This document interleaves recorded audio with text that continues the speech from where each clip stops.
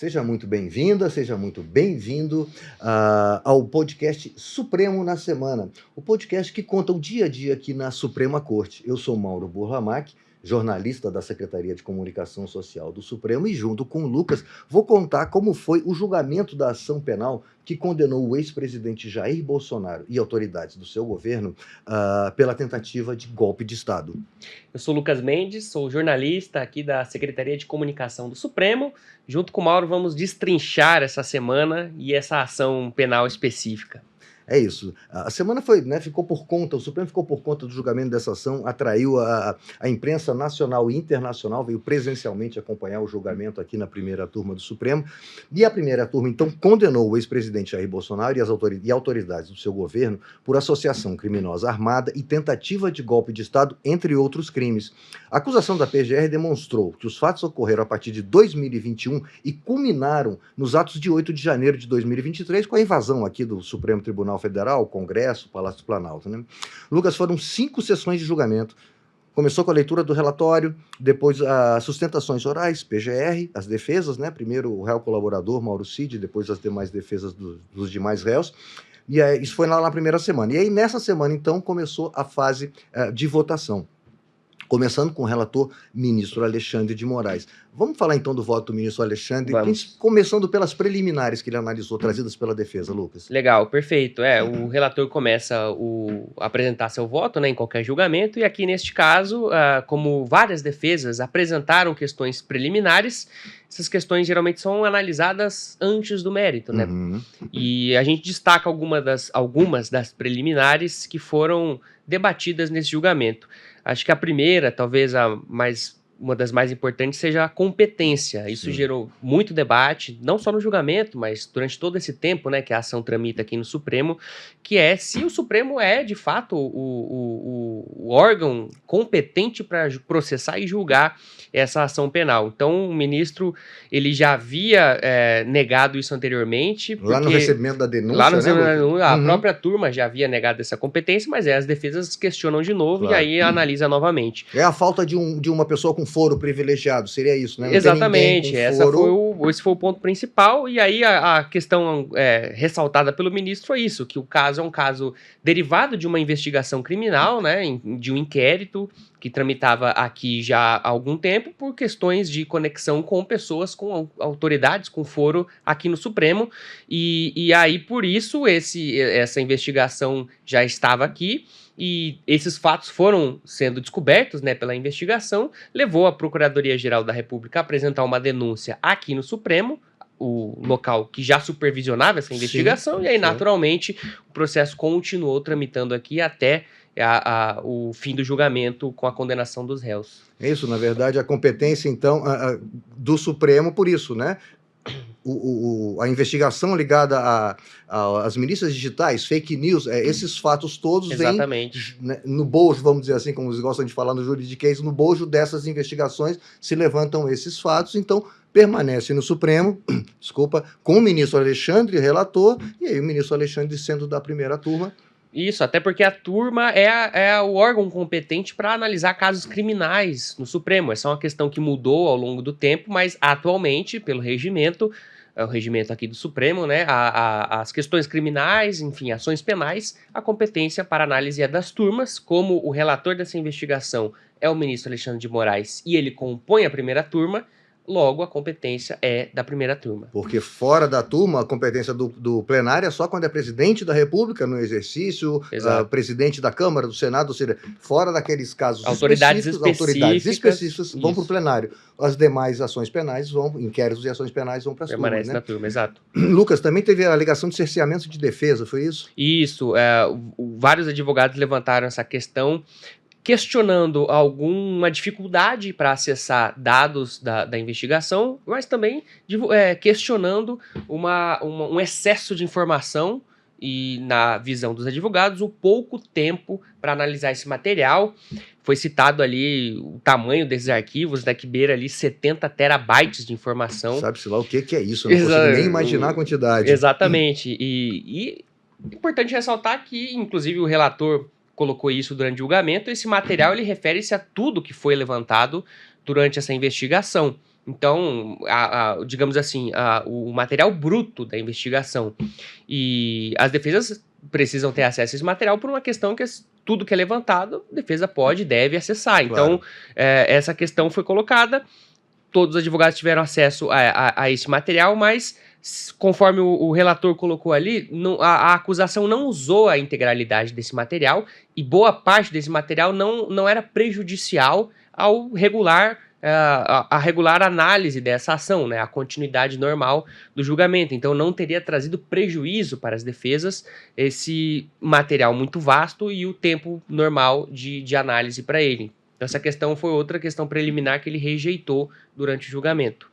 Outra questão trazida foi a delação, a colaboração premiada de Mauro Cid, muito questionada pelas defesas. Várias defesas pediram que ela fosse anulada, não fosse levada em conta. Sempre muito questionada pelas defesas, até pelo histórico dessa colaboração, que ela teve vários depoimentos, né, em diversos momentos, diversas datas diferentes, e o relator fez questão de pontuar isso, que em nenhum momento houve uma contradição do colaborador Mauro Cid ou alguma omissão, houve uma evolução entre os diferentes depoimentos, todos eles trazendo informações importantes para a investigação. Então, não teve nenhuma irregularidade, como também, por exemplo, uma falta de autonomia do colaborador, ele teria falado sem a sua vontade expressa e tudo mais. Não houve qualquer coação, o ministro deixou claro, não houve coação, foi por livre e espontânea vontade que ele fez a... exatamente. E o principal é isso, não houve contradição, né? Então, a delação é válida e essa preliminar, que seria prejudicial também, né? Porque se você anulando a delação, afetaria bastante das informações ali do processo. Essa preliminar foi também rejeitada pelo relator. E é interessante que o relator fala, né, que, na verdade, a delação ajudou muito. Sim. Né? A acusação, né, a denúncia foram baseadas unicamente, mas ela ajudou muito a levantar, né, todo esse conjunto probatório. Exato, e o ministro Alexandre faz questão de ressaltar o trabalho da Polícia Federal, né, sempre elogiando o trabalho da Polícia Federal, que a partir da delação foi a procura de provas e que sustentassem essas afirmações, porque ninguém pode ser condenado só com base na fala do colaborador, né? Então as provas corroboraram essas afirmações. É interessante que eles conceituam a delação como um meio de obtenção de prova. Ela não é uma prova, ela é um início para você procurar provas. Exatamente. Ela por si só não é uma prova. Então, isso sempre bem lembrado pelos ministros. Bom, vencido então as preliminares, o ministro Alexandre passa a votar no mérito. E aí ele vota pela condenação dos 8 réus. Exatamente, ele vota pela condenação. E aqui acho que é importante a gente destacar uma análise maior, mais geral do processo antes de entrar, né, na individualização das condutas de cada réu. Porque isso foi apresentado pela acusação, pela Procuradoria-Geral da República, e teve essa concordância do ministro, no sentido de que houve a comprovação no processo de que uma organização se dividiu em tarefas, enfim, havia uma estruturação, havia uma divisão de tarefas, havia o apoio a elementos como armas e outros tipos de meios para a finalidade de um golpe de Estado no país, seja para impedir a posse do governo legitimamente eleito, seja para abolir as instituições do Estado Democrático de Direito com esse governo já eleito. Principalmente Supremo e TSE, né, Lucas? Que foram os mais agredidos, vamos dizer assim, segundo os ministros. Exatamente. Né? Tentou-se descredibilizar as urnas, o Tribunal Eleitoral e os ministros do Supremo, né? Isso. E conforme o entendimento do relator, esses aí são exemplos de meios pelo qual se operou essa organização, buscando esses fins, né, de um golpe de Estado, de uma abolição do Estado de Direito, que culminaram no 8 de janeiro de 2023, com os ataques, né, invasão e depredação das sedes dos 3 poderes aqui em Brasília, Supremo, Planalto e o Congresso Nacional. Então essa é a visão geral, global, digamos assim, do entendimento do relator, que vai na linha do que foi apresentado pela acusação pela Procuradoria-Geral da República.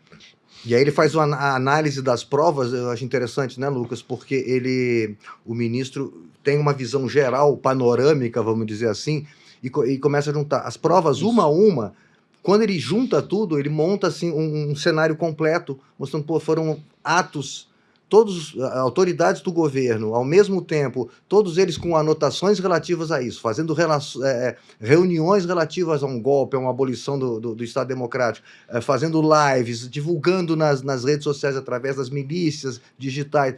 Ele juntou tudo e falou assim, isso era um plano que estava em andamento. Exato. Isso não está na coisa, numa ideia, as anotações não são meras pensamentos guardados no papel. E não eram fatos isolados, isolados, né? Eles precisam ser analisados dentro desse contexto e dentro dessa linha lógica narrativa que começa lá em 2021 com essas lives que buscavam descredibilizar o sistema eleitoral, avança ao longo do tempo com reuniões ministeriais, com reuniões com embaixadores, até culminar nas eleições, né, nas ações mais contundentes ali na diplomação do presidente eleitores eleito, de né? votar, depois nesses ataques violentos para impedir a diplomação, até finalmente chegar no 8 de janeiro, quando chegou de fato a violência, né, se materializou, digamos assim, na invasão e depredação dos prédios da sede dos três poderes. Por isso, inclusive, que as condenações aplicadas pelo ministro Alexandre, acompanhado pelos demais ministros, inclui o dano ao patrimônio, né, o dano a bens públicos, são esses danos causados pelo 8 de janeiro, que, segundo a acusação e acolhido pelos ministros, faz parte da mesma história. Exato. Né, que começou, como você acabou de falar, em 2021 e foi culminar lá. É tudo uma coisa só. Exatamente, vamos dizer assim. Exatamente. E aí, no voto do ministro relator, ele individualizou as condutas, claro, né, de cada réu para sustentar, para basear a condenação que ele estava propondo ali durante o julgamento. Então a gente começa com o Alexandre Ramagem, deputado federal e, à época dos fatos, diretor-geral da Agência Brasileira de Inteligência, a ABIN. Ele cita ali a comprovação e enfim, os dados da investigação de que o Ramagem ele atuou para descredibilizar o sistema eleitoral, levantando informações e outros dados. E esse conjunto de informações eram enviadas ali para o presidente, para o então presidente Jair Bolsonaro, para que esses dados, essas informações fossem disseminadas, né, com esse intuito de descredibilizar o sistema eleitoral.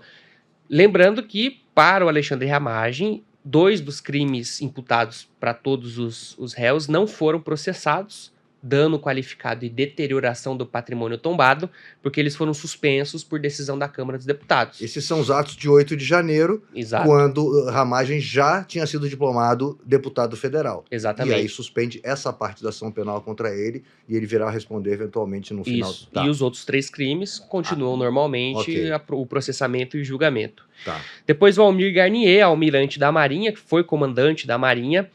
O ministro citou ali reuniões em que ele participou com outros comandantes de força para discutir um eventual estado de defesa depois das eleições, e citou também que o Garnier teria prometido ao então presidente, né, colocar as tropas da Marinha à disposição para uma eventual intenção golpista.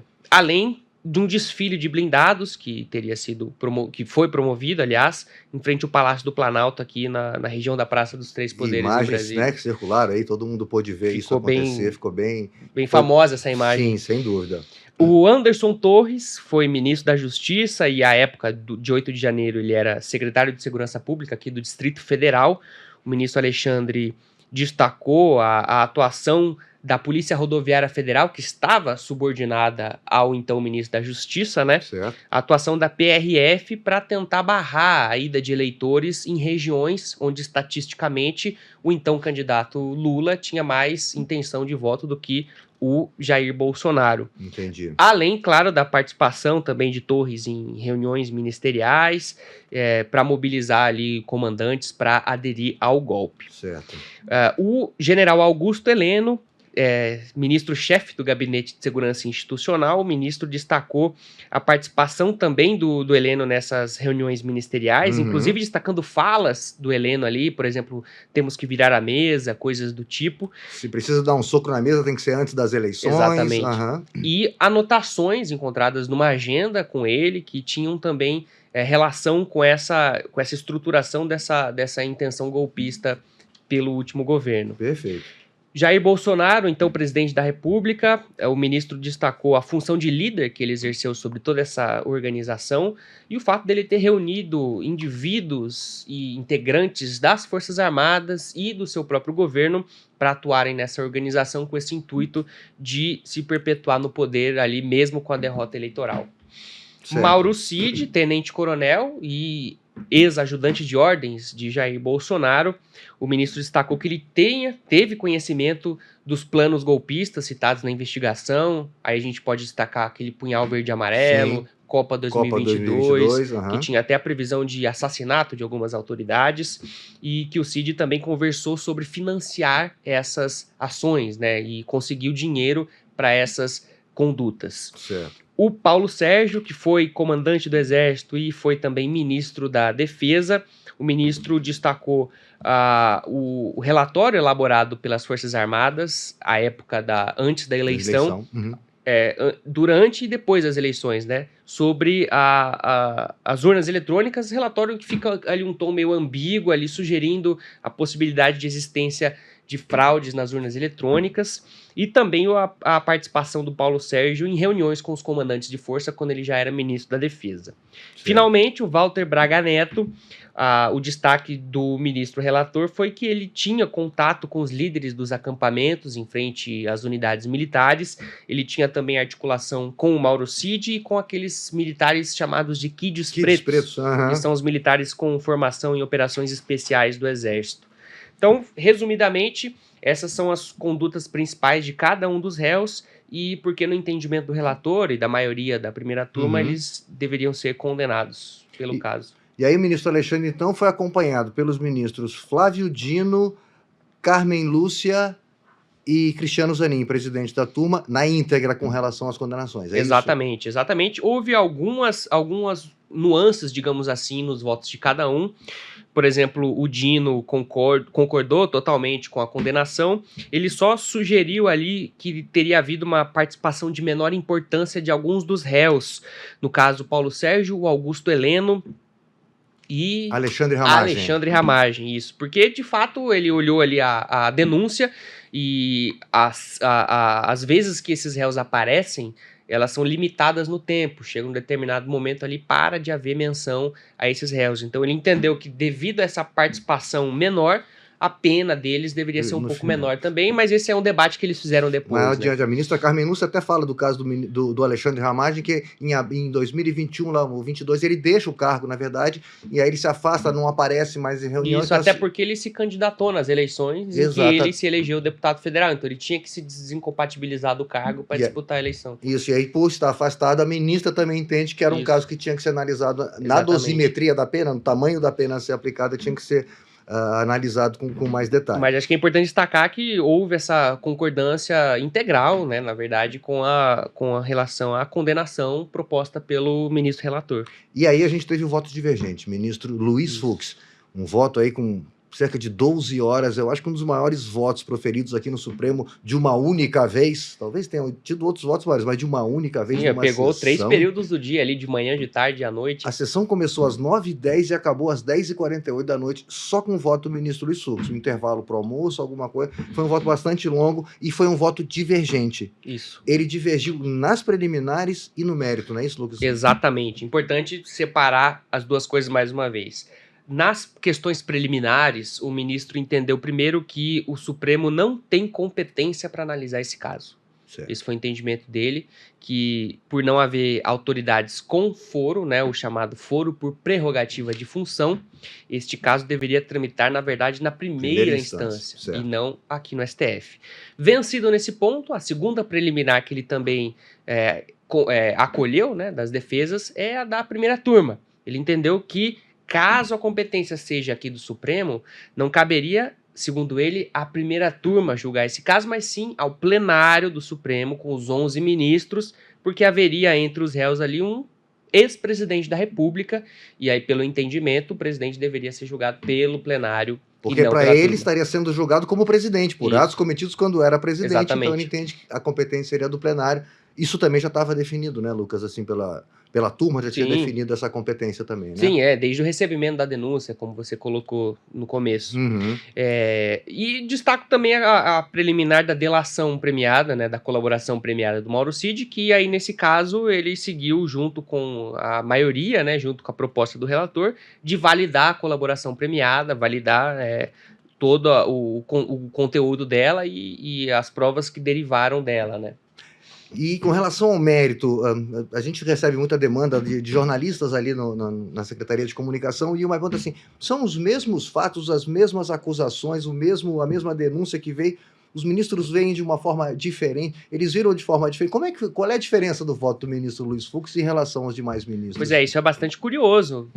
É a mesma peça, digamos assim, a mesma acusação que eles estão analisando, as mesmas provas levantadas, mas com conclusões diferentes. No caso do ministro Fux, diferentemente do relator, ele analisou os fatos de forma mais isolada, digamos assim, fato por fato, e entendeu que, de forma fatiada, né, analisando essas condutas diferentes, ele entendeu que não houve ali uma organização estruturada, né, uma coordenação entre esses fatos citados na acusação, capaz de levar esses fatos a serem julgados e condenados por condutas como golpe de Estado, por exemplo.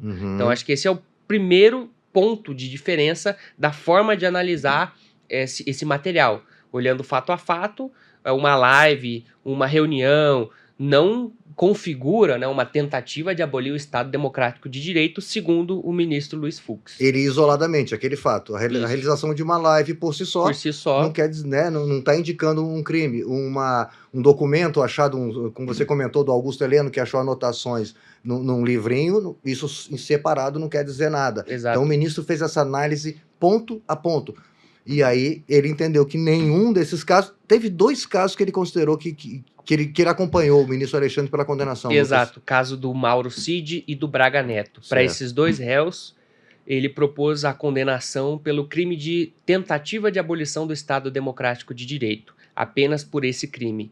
E por que isso? Porque ali ele entendeu que para os 2, né, para o Cid e para o Braga Neto, havia elementos que comprovavam, durante a investigação, se comprovou que eles atuaram com essa intenção de abolir o Estado Democrático de Direito. Por exemplo, o Cid participou de reuniões preparatórias para essa tentativa de ruptura, o Cid tinha conhecimento de planos golpistas e o Cid conseguiu um financiamento para algumas medidas, ações, tendo em vista, né, visando essa finalidade. A mesma coisa o Braga Neto, ele também planejou atos, ele também tinha interlocução com os agentes ali que estavam envolvidos e ele também participou desse levantamento de dinheiro para essas ações. Então, nesses 2 casos, ele votou pela condenação apenas por esse crime. Por achar que tinham ações, porque ele repetiu muito uma palavra, cogitação, durante o voto dele. Então, esses elementos em separado que você comentou agora, né, um documento achado no computador, uma anotação, para ele...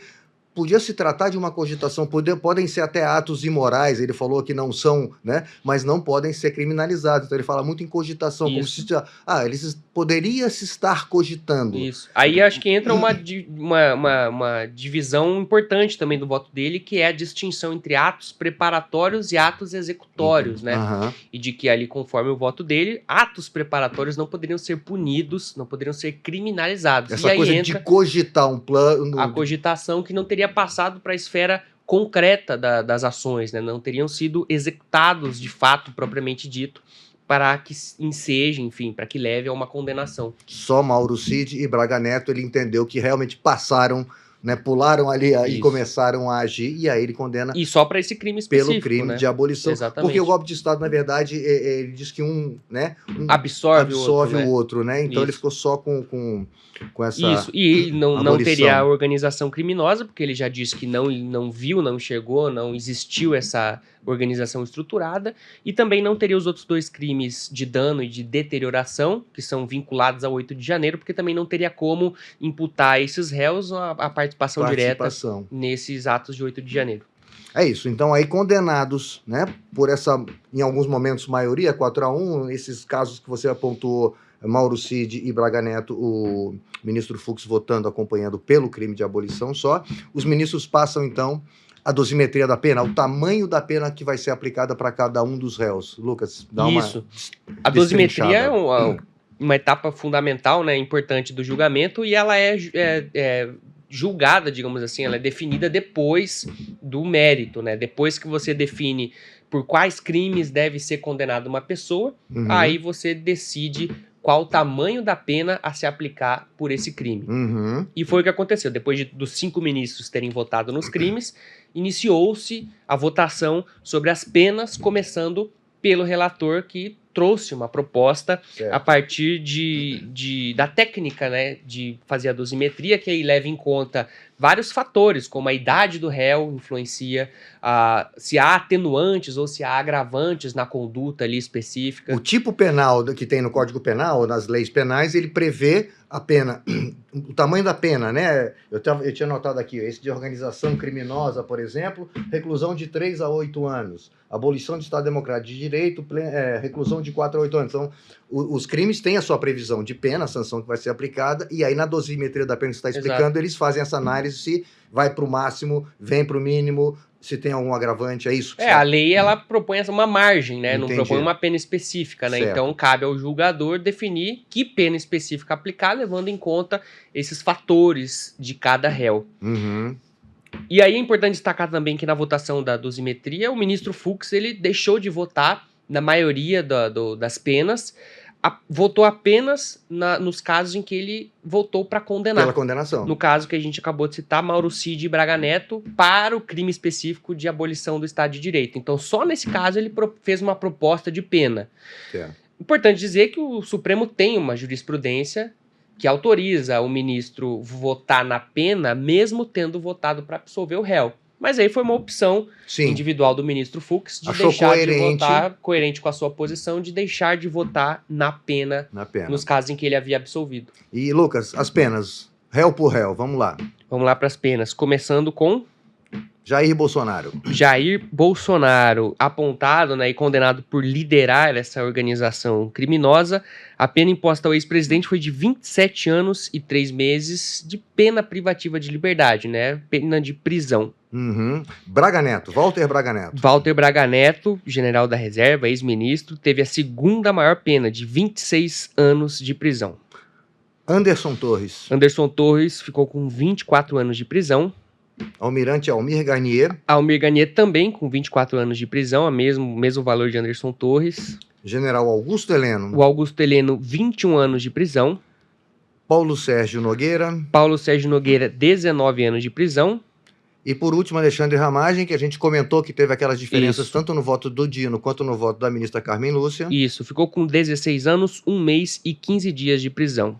Todos eles em regime inicial fechado, penas acima de 8 anos com regime inicial fechado. Isso, todos em regime inicial fechado e todos também com uma quantia de multa estipulada ali para cada um, de acordo com a medida, né, da sua participação, da sua culpabilidade. Inclusive aquela indenização que os réus, os condenados pelos atos do 8 de janeiro estão pagando aquela multa de 30 milhões solidária, todos eles vão pagar, esses réus, envolve eles agora, também. Envolve eles também, com exceção do Mauro Cid, que a gente pode também entrar nesse detalhe, porque ele fechou a colaboração premiada, então ele tem alguns benefícios ali, mas todos os demais também deverão arcar com essa indenização por danos morais coletivos no valor de 30 milhões a ser paga de forma solidária em conjunto com qualquer um dos condenados que tenha envolvimento com o 8 de janeiro. Esse valor de 30 milhões ele não é aleatório, né? Ele tem essa relação com os danos causados no dia 8 de janeiro. No Supremo, no Palácio Planalto e no Congresso. Você lembrou bem agora, Mauro Cid, a gente não falou a pena final. Como é que ficou a pena do Mauro Cid? Pois é, a pena do Mauro Cid, ela foi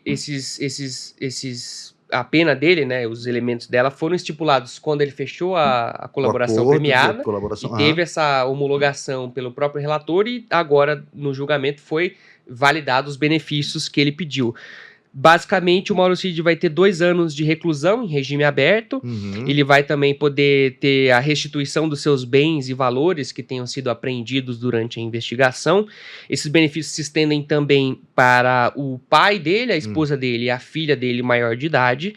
E ele também vai ter direito a ações, né, medidas da Polícia Federal para garantir a segurança dele porque afinal de contas ele, enfim, fechou uma colaboração premiada, delatou outras pessoas e tudo mais.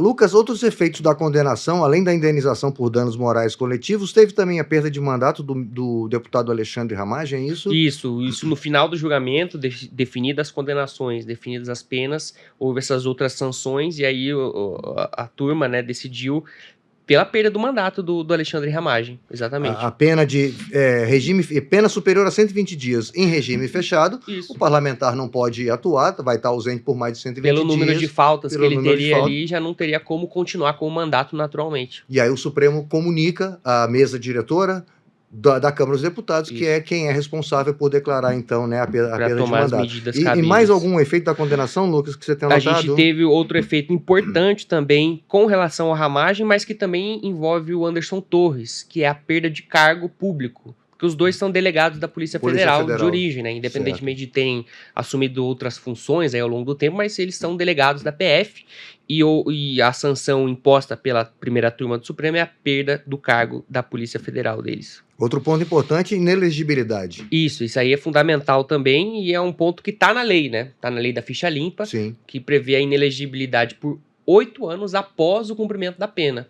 Então, durante todo esse período da pena, somados mais 8 anos, eles estão inelegíveis para disputar qualquer cargo. Esses réus aqui, 7 réus que tiveram essa condenação. Exatamente. Tá. E a questão dos militares? A questão dos militares envolve Jair Bolsonaro, Augusto Heleno, Paulo Sérgio e o Almir Garnier. Todos são militares da reserva, no caso do Jair Bolsonaro, militar reformado. A turma decidiu oficiar o Superior Tribunal Militar para avaliar a declaração de indignidade ao oficialato. Isso aí, pela Constituição, cabe ao STM, Superior Tribunal Militar, fazer essa análise que pode levar à perda da patente do posto militar deles. Está na Constituição, artigo 142, é isso, né? O famoso artigo 142 da Constituição. É isso. Então, concluído, condenados com as penas definidas, eu acho que é importante aqui a gente levantar uma coisa que foi falada, considerações trazidas pelos ministros no começo do julgamento e agora no final, que se tratou de um julgamento técnico. Isso. Inclusive o ministro Fux, com a sua divergência, fez um voto extremamente técnico também, com uma outra forma de olhar, mas analisou, ele deu uma aula ali dos crimes, né? Ele descreveu o crime, o que precisa para ser aquele crime, o que não é, olhou ponto a ponto, de uma forma diferente, mas técnico. Todos os ministros com base nas provas juntadas aos autos, não teve viés político, muito importante. Muitos ministros comentaram, não estava em julgamento as Forças Armadas, apesar de vários condenados aqui serem militares. E de alta patente. De alta patente, eles deixaram claro, não está em julgamento as Forças Armadas. Pessoas que têm postos, que têm patentes, né, eventualmente julgados. Sim, e alguns ministros também destacaram o ambiente de normalidade jurídica em que se deu esse processo, né, independentemente do contexto extra-autos, né, do contexto exterior ao processo, mas a tramitação e o próprio julgamento ele se deu com amplo direito de defesa, os advogados fizeram suas sustentações orais, enfim, todo o julgamento se deu num ambiente juridicamente de normalidade. Mesmo com pressões internas e externas, né, Lucas? Exatamente, e também isso foi ressaltado pelos ministros, né, que o Supremo não se deixou influenciar por esse ambiente, digamos assim, hostil e instável que pairou sobre esse caso específico. E também é importante citar também que na última sessão de julgamento da primeira turma, o presidente da corte, o ministro Luiz Roberto Barroso, e o decano, né, que é o ministro com mais tempo na casa, o Gilmar Mendes, estiveram lá no plenário da turma acompanhando o julgamento. O ministro Barroso, inclusive, no final fez uma fala ali após o encerramento, né? Bastante simbólico, né? Bastante, demonstrando muito uma coisa assim, a competência é da primeira turma, definido, todos já tinham deliberado sobre isso, mas vem o decano, vem o presidente para mostrar assim, olha, o Supremo está acompanhando, a turma é o Supremo. Né? O Supremo é composto pela presidência e suas 2 turmas, elas têm suas competências, mas o decano estava assistindo ali como uma forma de dar demonstrar um certo apoio ao que está sendo realizado ali, porque eles estão... acho que traz um respaldo também, né? Claro. Simbólico, mas também a presença física ali deles, acho que materializa um pouco esse respaldo, né? De estar o presidente da corte e de estar ali também o ministro mais antigo, né? Com mais tempo de casa. Acho que tudo isso reforça a importância desse julgamento. Não, perfeito. Lucas, concluído o julgamento, a expectativa agora, publicação do acórdão. O regimento prevê 60 dias, até 60 dias para a publicação do acórdão, e aí é o momento em que se abre prazo para as defesas eventualmente entrarem com algum tipo de recurso. Né? Sim.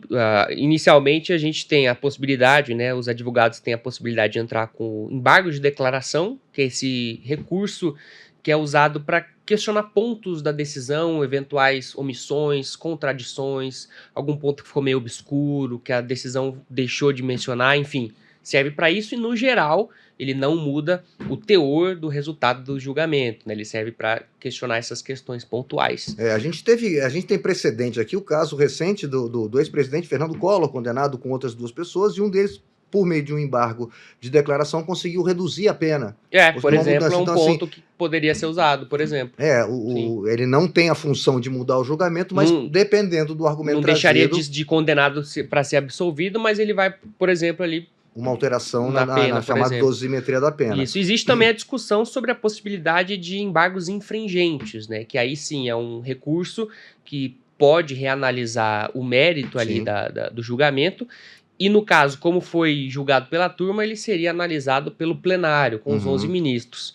Mas eu digo, existe essa discussão porque não é certo, né? Enfim, a jurisprudência do Supremo estabelece a necessidade de 2 votos absolvendo o réu por um mesmo crime para que seja possível apresentar embargos infringentes e o plenário reanalisar, né, analisar o julgamento da turma. Com relação àquele crime daquele réu. Isso. E no caso aqui não foi o que aconteceu. A gente teve o voto do ministro Fux só, que votou para absolver os 8 réus, né? Isso. Então, absolver...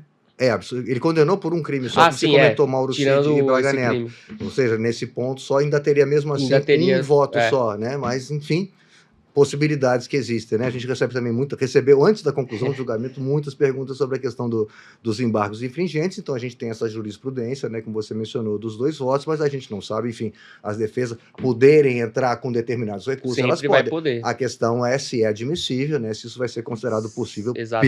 pelo Supremo, na verdade, né?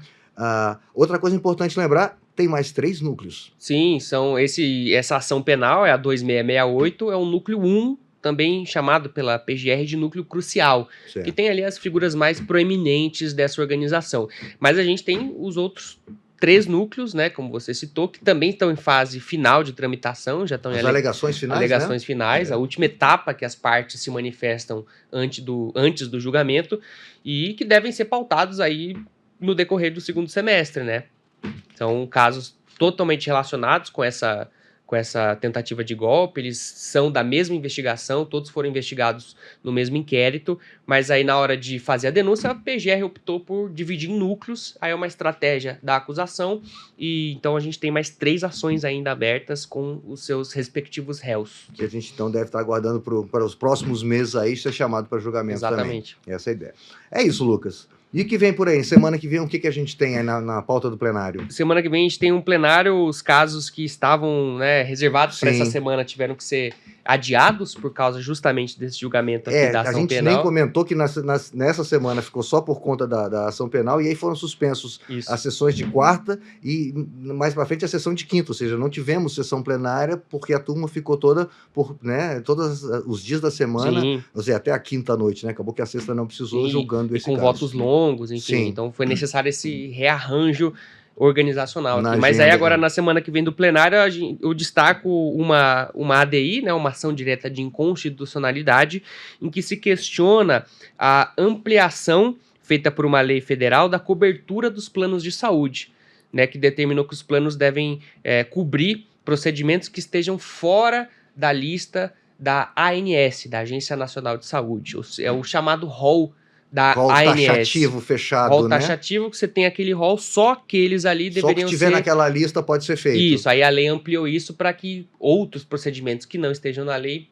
no rol, outros procedimentos que não estivessem no rol, pudessem ser feitos pelos planos de saúde. Extremamente importante essa discussão, essa isso, ação. Que envolve milhões de pessoas também que têm plano de saúde. Sim. Sem dúvida. Mais alguma observação que você tenha na pauta? Tem uma outra ação também uma ação direta de inconstitucionalidade que contesta, questiona pontos da chamada Lei do Planejamento Familiar para a possibilidade de você fazer a chamada esterilização voluntária. Essa lei impôs ali alguns critérios para que o homem ou a mulher possam optar voluntariamente por não ter filhos, né, para se esterilizar. Isso está em discussão, isso teve em discussão já no plenário virtual, veio para o plenário físico, então os ministros vão retomar essa análise. E tem o caso Marielle Franco Google, aquela questão de pesquisas, de quebra de sigilo de pessoas indeterminadas, né? Isso, é um caso diz respeito especificamente ao caso da Marielle Franco, mas que tem repercussão geral reconhecida, né? Então o entendimento adotado nesse caso vai servir para todos os casos semelhantes na justiça, né? E é justamente isso, a possibilidade de uma quebra indeterminada, ou seja, de um número indeterminado, não determinado de pessoas, de você quebrar o sigilo de buscas na internet. No caso ali da Marielle, era de pessoas que fizeram buscas, por exemplo, em buscadores da internet de locais relacionados à vereadora, de locais o nome dela, passou, os locais onde estava. Exatamente. E aí eles quebrariam o sigilo de todas as pessoas para poder analisar isso na investigação. Enfim, essa é a questão desse caso aí. É isso, Lucas. Obrigado pela participação aqui comigo hoje, na verdade, porque ficamos só nós dois, né? E obrigado a você que nos acompanhou mais esse episódio do Supremo na Semana. Lembrando, se quiser falar com a gente, o e-mail nosso é o podcast@stf.jus.br. Mande sua mensagem, né? Conversa com a gente lá para a gente, né? Assuntos do Supremo, assuntos do podcast. E lembrando ainda que todos os episódios do podcast estão disponíveis nas principais plataformas de streaming e no canal do STF no YouTube. Muito obrigado pela sua companhia e até a próxima. Até a próxima.